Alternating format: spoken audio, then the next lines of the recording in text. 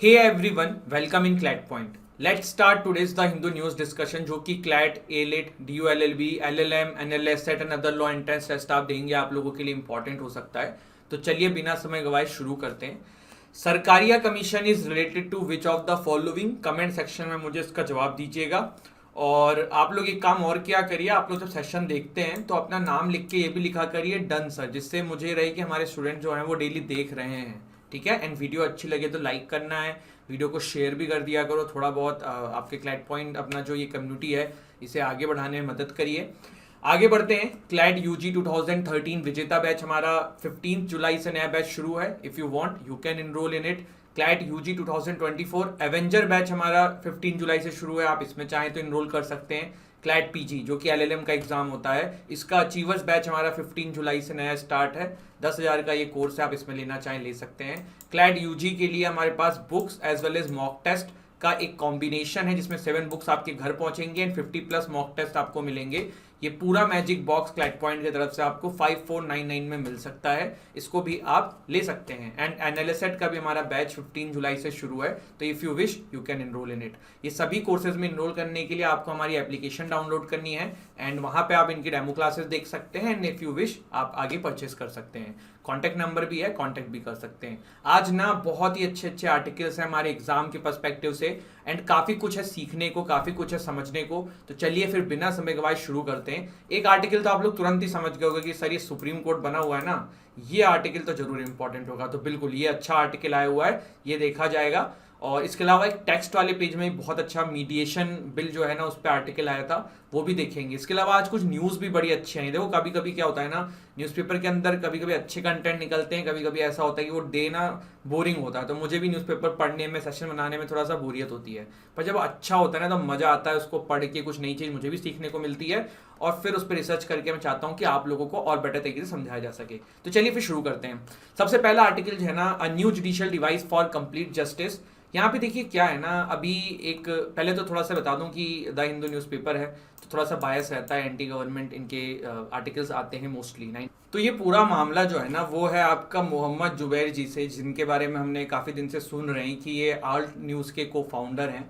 और इन्होंने एक टिप्पणी करी थी लाइक कि एक होटल है और वो पहले होटल कहलाता था, कपल्स होटल कहलाता था, हनीमून होटल कहलाता था एंड आफ्टर BJP वो हनुमान होटल हो गया। मतलब ऐसे हनुमान भगवान जी के ऊपर इन्होंने टिप्पणी करी थी कि लोगों को वहाँ जाने नहीं दिया जा रहा है। समिला के मतलब ये था कि couples can not go freely in the hotel. तो ये जो है काफ़ी लोगों के सेंटीमेंट हर्ट हुए, उसके बाद काफ़ी FIR एंड ऑल हुई। तो अब जो है इनके ऊपर काफ़ी सारे मामले चल रहे हैं। तो अभी ना सुप्रीम कोर्ट ने इनको इंटरिम बेल दी थी, लेकिन ये सिर्फ उन केसेस के लिए दी थी जो उत्तर प्रदेश में है। अब क्या हुआ, दिल्ली का जो मामला था उसके चलते हुए अभी भी जेल में है। और अभी तो एक और चीज आई है कि नए कोर्ट में उत्तर प्रदेश की किसी अगली, मतलब जब से फैसला आया, इंटरिम बेल आया, तो जितने मामले थे उनके ऊपर आया था। उसके बाद एक लोकल कोर्ट ने फिर से इनके ऊपर वारंट इशू किया है, if I am not wrong, और फिर से इनको जेल वाला सीन हो रहा है और ऑलरेडी अभी जेल में है। तो यहाँ पे जो राइटर है ना वो देखो क्रिटिसाइज कर रहे हैं इस चीज को कि यार जब सुप्रीम कोर्ट है, law of the supreme law of the land है और सब कोई उनके सुनता है, तो जब उन्होंने ये इंटरिम बेल दी तो उनको पता था कि ये यूपी के लिए दे रहे हैं, आप दिल्ली के लिए और भी जो मामले हैं उन पे नहीं दे रहे हैं, आपको सारे मामलों पे दे देना चाहिए था। तो ये राइटर क्रिटिसाइज कर रहे हैं कि भैया ये चीज जो है ना ये गलत हुई है और ऐसा सुप्रीम कोर्ट को नहीं करना चाहिए था।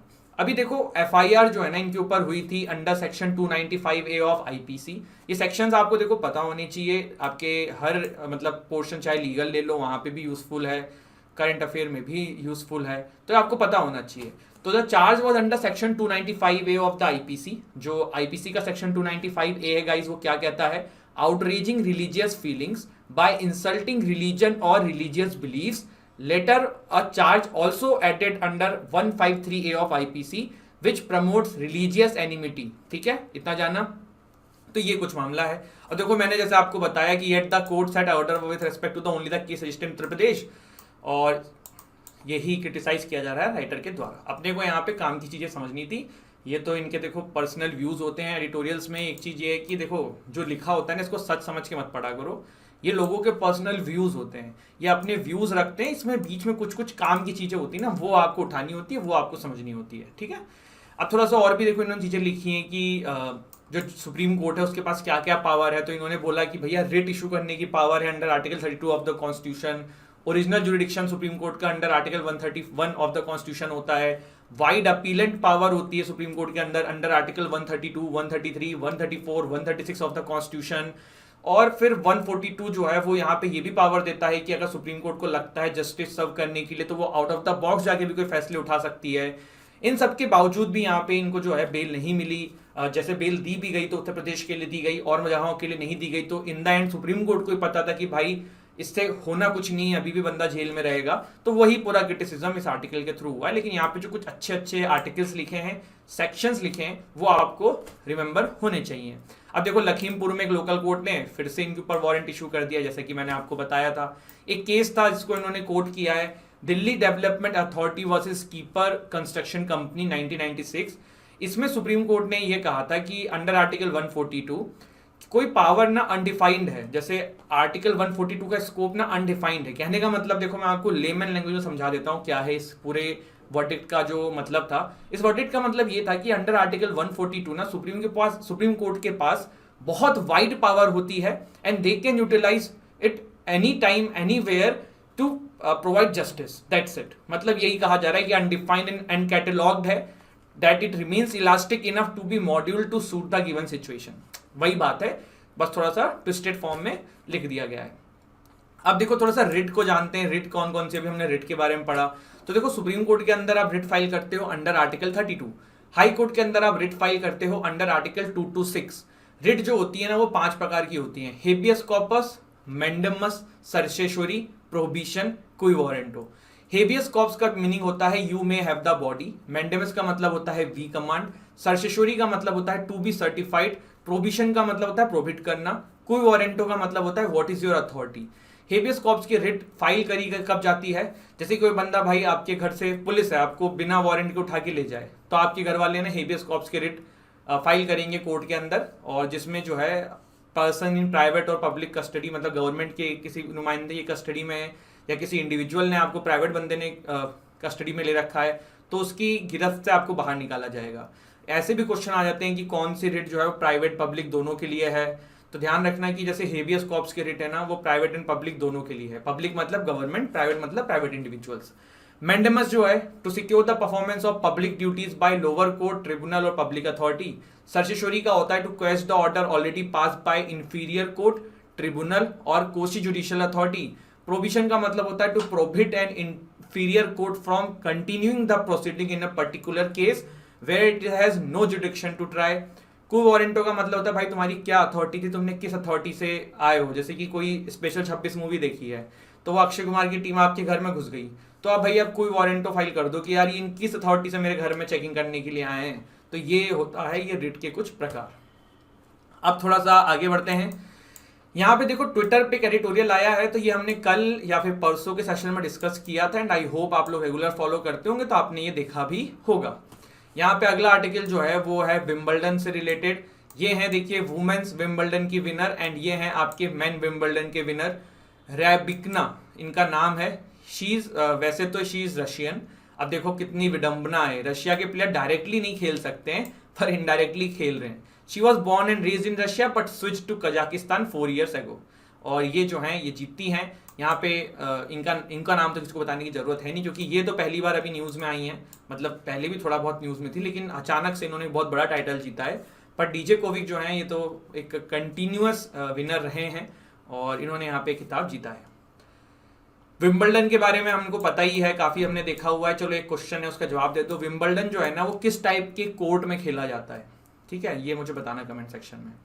Gotabaya stucks as US reject visa request. तो भैया ये श्रीलंका की हालत तो बुरी करके भागने के चक्कर में थे, पर बड़ा अच्छा किया है यूएस ने कि इनकी वीजा रिक्वेस्ट को मना कर दिया है। गोटाबाया राजपक्षा के पास ना पहले डुअल सिटीजनशिप थी, 2019 तक ये यूएस की भी सिटीजन हुआ करते थे। लेकिन जब ये इलेक्शन जीते और इलेक्शन में इनको प्रेसिडेंट बनना था तो बात ये हुई कि भैया आप जो है ना डुअल सिटीजनशिप रख के प्रेसिडेंट नहीं बन सकते हो, ये लॉ था। इसके वजह से इन्होंने अपनी यूएस की सिटीजनशिप गिव अप कर दी थी, ठीक है। तो ये मामला है, इनको भैया भागने के चक्कर में ये ऐसा भी कहा जा रहा है शायद सेंट्रल एशिया कंट्री में जाएं। देखो वैसे इनको भागना नहीं बोलेंगे, अभी अपनी लाइफ के लिए भी ये कर रहे हैं और ठीक भी है, क्योंकि श्रीलंका में आप हालत देख रहे हैं, आप ये सोचिए अगर उस प्रेसिडेंट हाउस में जिस तरीके से घुसे थे लोग, अगर ये वहां पे होते तो क्या होता। क्योंकि देखो जब क्या होता है, जनता में गुस्सा है, जनता में भी बहुत दुख है, क्योंकि वहां पे बहुत गरीबी चल रही है, लोगों को खाना नहीं मिल पा रहा है, बेसिक नेसेसिटी नहीं मिल पा रही है। तो ये गुस्सा कहाँ पंप अप हो रहा है, ये गवर्नमेंट पे हो रहा है। अब वो बंदा अगर किसी के हाथ लग गया तो उसकी हालत तो खराब करी जा सकती है।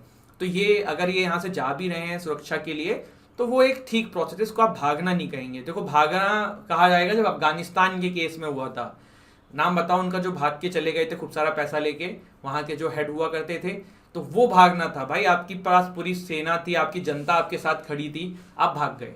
पर यहाँ पे तो जनता अगेंस्ट में है, तो अपनी जान बचाने के लिए अगर वो कर भी रहे हैं तो ठीक है।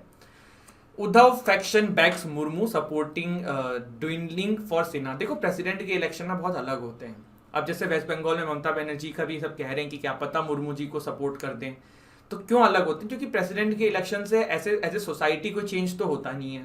मतलब कोई आपका पावर या इसमें तो कोई चेंज होता नहीं है। प्रेसिडेंट वैसे भी आपको पता है नॉमिनल हेड होते हैं, तो इसीलिए बहुत बार देखने को मिलता है कि बहुत सारी पॉलिटिकल पार्टी जो है वो अपने पार्टीज के या फिर अपने जो उनका एसोसिएशंस होते हैं उसके अगेंस्ट में भी वोट करती है। और सिन्हा जी के मुर्मू जी के अगेंस्ट में यशवंत सिन्हा है, आपको पता ही होगा। एक बड़ा अच्छा मामला अभी न्यूज़ में था आज, और इसको डिस्कस करना मुझे लगा सही भी है। Ministry takes up transgender pilot case. देखो एक ट्रांसजेंडर पायलट थे, इन्होंने पढ़ाई करी अपनी, फिर इनको जो है ना डीजीसीए ने बोला कि आपको हम लाइसेंस तभी देंगे जो आप अपनी हार्मोनल थेरेपी करा रहे हो, मेल में कन्वर्ट होने की, वो बंद करा दोगे। तो वो इन्होंने कहा कि नहीं भाई मैं वो नहीं कराऊंगा, वो एक लाइफ लॉन्ग प्रोसेस है, पहली चीज। दूसरा ये कि वो मेरी आइडेंटिटी है एंड मेरी आइडेंटिटी को मैं चेंज नहीं करूंगा। तो फिर डीजीसीए ने जो है ना इनके लाइसेंस में बवाल करने लग गई थी। तो डीजीसीए को एक commercial pilot licence to transgender candidate को नहीं देना एक डिस्क्रिमिनेटरी है and violates the law on the rights of transgender people, ऐसा union social justice and empowerment ministry ने बोला है। और एविएशन रेगुलेटर्स के थ्रू ये चीजें निकली हैं, डीजीसीए तक ये बात पहुंच गई हैं। तो प्रोबेबली अब इनको जल्द से जल्द लाइसेंस भी मिल जाएगा। और एक ये बहुत अच्छा कदम है ट्रांसजेंडर पीपल के लिए बाय द गवर्नमेंट कि इस तरीके की चीजों में इंटरफेयर किया जा रहा है। Supreme court bench to defer hearing in ACB case. देखो एक अभी बहुत कंट्रोवर्सी चल रही है। कंट्रोवर्सी क्या चल रही है? जस्टिस एचपी संदेश जो हैं कर्नाटका हाई कोर्ट के जज हैं, इन्होंने एक ऐसी स्टेटमेंट कुछ दी हैं जो एक काफी सारे क्वेश्चंस उठा रही है। इन्होंने ये बोला है कि मुझे एक हाई कोर्ट के सीनियर जज ही धमकाते थे कि अगर स्टेट एंटी करप्शन ब्यूरो के कुछ ऑफिसर्स के पक्ष में मैंने फैसला नहीं दिया तो मेरा ट्रांसफर हो जाएगा, फिर मेरे साथ दिक्कतें हो जाएंगी। इस तरीके की बातें सुनने में आई। तो अभी क्या है, जो एसीबी हैं या फिर जो स्टेट एसीबी के लोग हैं उन्होंने इसको अपील किया है और देखते हैं इसमें क्या चीज़ें होती हैं। तो ये कंट्रोवर्सी थी, तो मैंने कहा आपको बता दूं, पता रहना चाहिए कि मैटर क्या है। जैसे स्टेट एंटी करप्शन ब्यूरो के ऊपर कुछ ना आरोप लगाए गए हैं जस्टिस एसपी संदेश के द्वारा कि इसमें जो पर्टिकुलर एक इंसान है वो बहुत करप्ट हैं, वो बेकार हैं, और ये जो एसीबी है ये कलेक्शन का काम करती है, इस तरीके की बातें करी हैं। फिर ये भी बोला है कि एक हमारे हाई कोर्ट के सीनियर जज है, वही मुझे धमकाते थे कि अगर मैंने इनके पक्ष में फैसला नहीं दिया तो मेरा ट्रांसफर हो जाएगा। इस तरीके की बातें इन्होंने करी हैं।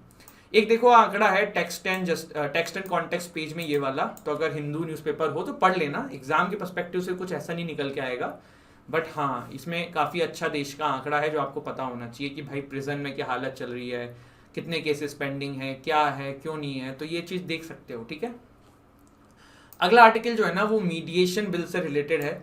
Mediation bill not getting the act together. ये क्या मामला है? मीडिएशन बिल के बारे में थोड़ा सा मैं आपको पहले बताने से पहले कुछ आपको अल्टरनेट डिस्प्यूट रिजोल्यूशन के बारे में बताना चाहता हूँ। एडीआर क्या है? Alternate dispute resolution. मतलब कोई डिस्प्यूट हो किसी के बीच में तो आप कहाँ जाते हो? कोर्ट में जाते हो, और उसी का अल्टरनेट जो है ना वही कहलाता है एडीआर। अब इसमें कुछ अलग अलग चीजें होती हैं जैसे कि conciliation, negotiation, mediation, collaborative law and arbitration. जो सबसे ज्यादा पॉपुलर है ना इसमें वो है कॉन्सिलेशन, आर्बिट्रेशन एंड मीडिएशन।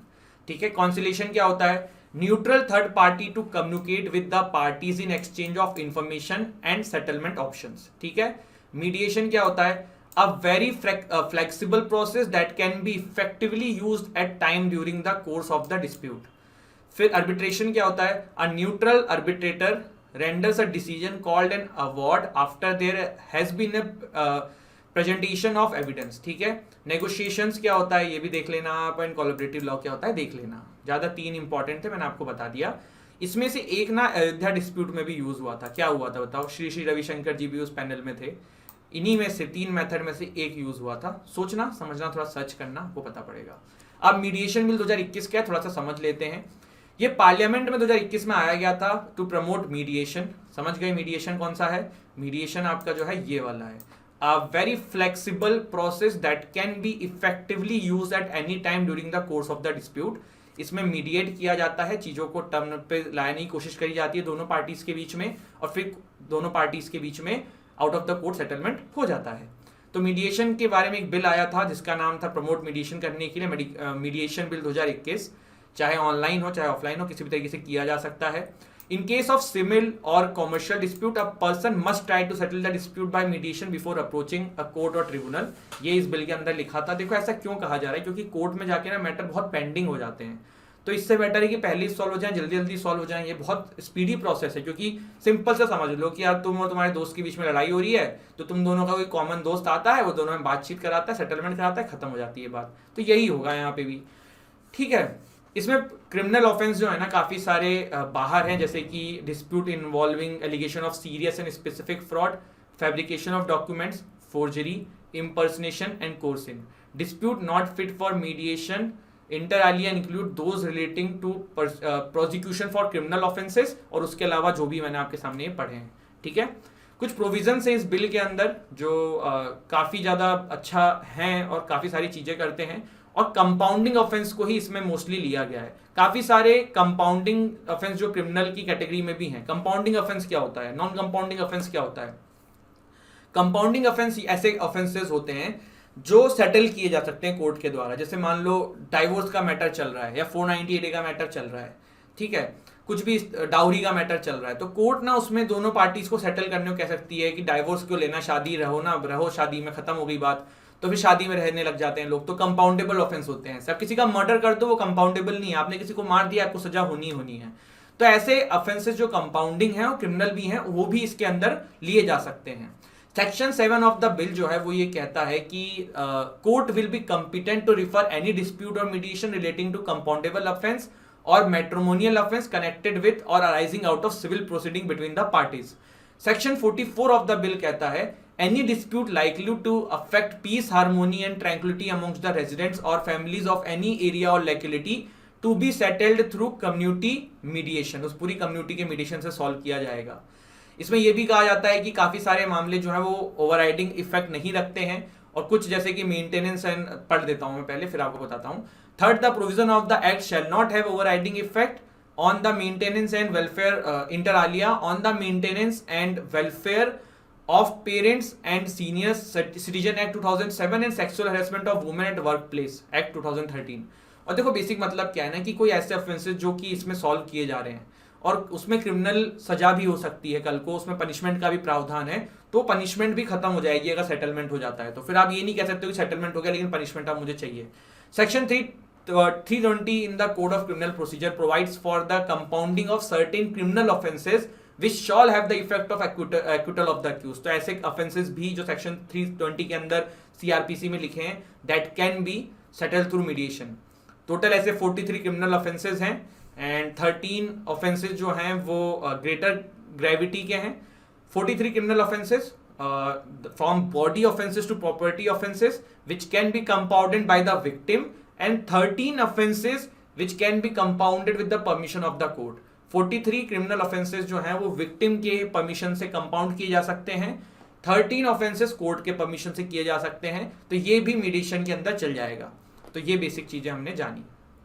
कुछ प्रॉब्लम्स हैं इसमें, जैसे कोई कॉम्प्रहेंसिव लॉ नहीं है, हवा में बात होती है, ओपन एंडेड है, एम्बिगुअस है, कुछ पता नहीं है क्या होगा, इंफ्रास्ट्रक्चर भी इतना नहीं है यार, मीडिएशन का इंफ्रास्ट्रक्चर अभी है ही नहीं।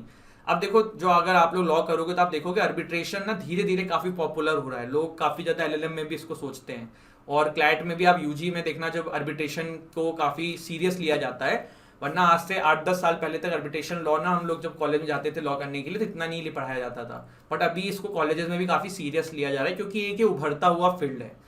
इसके बाद grace missing in replica of emblem says opposition, तो अपोजिशन को कुछ ना कुछ करना होता है, तो अभी ये बोला जा रहा है कि जो नेशनल एम्बलम बना है ना, तो इसमें जो शेर हैं काफी एग्रेसिव हैं, लेकिन हमारा जो अशोक स्तंभ वाले शेर थे वो ऐसे नहीं थे। तो हमारी जो गवर्नमेंट है उन्होंने बोला है कि भाई आप हाइट भी देखो ना, वो 1.6 मीटर का था या 6.5 मीटर का था, तो सेम तो नहीं लगेगा। तो ये चीज़ें हैं और यही एक कंट्रोवर्सी थी। इसमें कंट्रोवर्सी ये भी थी कि अपोजिशंस को नहीं बुलाया गया जब इसका शिलान्यास किया गया। इंडिया ब्राज़ील नेवीज में कोलोबरेट सून। तो देखिए, हम इंडिया एंड ब्राज़ील की नेवी के पास स्कॉर्पियन सबमरीन्स हैं, तो इसके मेंटेनेंस के लिए ये दोनों कंट्रीज जो हैं, दोनों के पास स्कॉर्पियन क्लास सबमरीन्स हैं जो कि शायद फ्रांस से ली गई थी। तो इसका जो मेंटेनेंस के लिए दोनों कंट्री साथ मिलके अपने अपने जगहों का जो मेंटेनेंस का प्रोसेस है उसको साझा करेंगी और बेटर तरीके से आगे बढ़ना चाहेंगी इन स्कॉर्पियन क्लास सबमरीन्स के लिए। तो वही यहाँ पे ये न्यूज़ थी। तो दिस इज इट, ये था हमारा आज का session. India Brazil navies may collaborate soon, grace missing in replica of ambulance says opposition. Then हमने यहाँ पे जाना मीडिएशन बिल के बारे में, बहुत अच्छा आर्टिकल था, ये इंपॉर्टेंट भी था। हमने एक ये जो कंट्रोवर्सी चल रही है कर्नाटका में उससे रिलेटेड जाना, ट्रांसजेंडर पायलट का केस देखा, मुर्मू जी का देखा, गोटाबाई सक्सेस यूएस ने मना कर दिया है, विंबलडन देखा, ये हमने ऑलरेडी डिस्कस किया हुआ है। देन यहाँ पे हमने एक बहुत इंपॉर्टेंट चीज़ देखी है रिगार्डिंग कंप्लीट जस्टिस वाला आर्टिकल। इसमें काफ़ी सारे आर्टिकल्स हमारे काम के थे, सेक्शंस हमारे काम के थे। और ये था हमारा आज का सेशन। एक वीडियो मैंने अभी कल रिलीज़ करी है 4 आवर्स में, जो हम आपका 6 मंथ का करंट अफेयर्स हमने किया है, वो सभी लोग 1 हफ्ते 1.5 हफ्ते में कंप्लीट कर लो थोड़ा थोड़ा करके, और नोट्स भी बना लेना। आपका 6 मंथ जो है ना लास्ट, उसके सारे लगभग इंपॉर्टेंट टॉपिक्स उससे कवर हो जाएंगे, आपको अलग से परेशान होने की जरूरत नहीं पड़ेगी। तो ये था हमारा आज का सेशन। आई होप आपको अच्छा लगा हो। हंसते रहिए, मुस्कुराते रहिए, पढ़ाई करते रहिए। जय हिंद, जय भारत।